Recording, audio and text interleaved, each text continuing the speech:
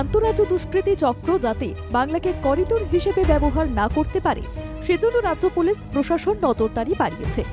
বিশেষ করে বিহার ঝাড়খণ্ডের সীমানায় কড়া নজর রয়েছে। এর মাঝেই মঙ্গলবার রামপুরহাট থেকে উদ্ধার হলো বিপুল পরিমাণ অ্যামোনিয়াম নাইট্রেট। সোমবার রাত 10টা নাগাদ রামপুরহাট থেকে তারাপীঠ যাওয়ার রাস্তায় বনসভা মোড় এলাকায় একটি ট্রাককে আটকানো হয়। পুলিশের কাছে আগেই গোপন সূত্রে খবর থাকায় নাকা চেকিংয়ের ব্যবস্থা করা হয়েছিল। ওই ট্রাকটি থামিয়ে শুরু হয় তল্লাশি অভিযান। তাতেই চোখ খুলে যায়, পুলিশের তল্লাশিতে উদ্ধার হয় বিপুল বিস্ফোরক। বড়সড় সাফল্য পেল বাংলার পুলিশ।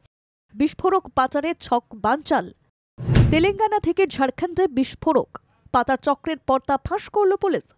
বাংলার পুলিশের নজরদারিতে আন্তঃরাজ্য বিস্ফোরক পাচারের কিনারা।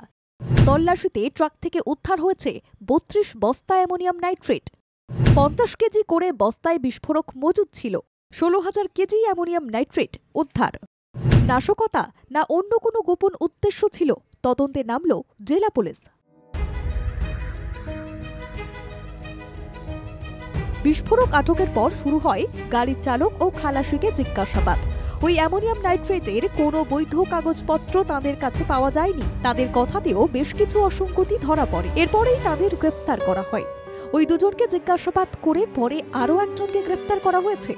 জানা গিয়েছে ওই বিস্ফোরক বোঝাই ট্রাক তেলেঙ্গানার সাঙ্গারেড্ডি জেলা থেকে ঝাড়খণ্ডের দেওঘরের শিরশিয়া যাচ্ছিল। সৌভিক চক্রবর্তীর রিপোর্ট, বাংলা জাগো।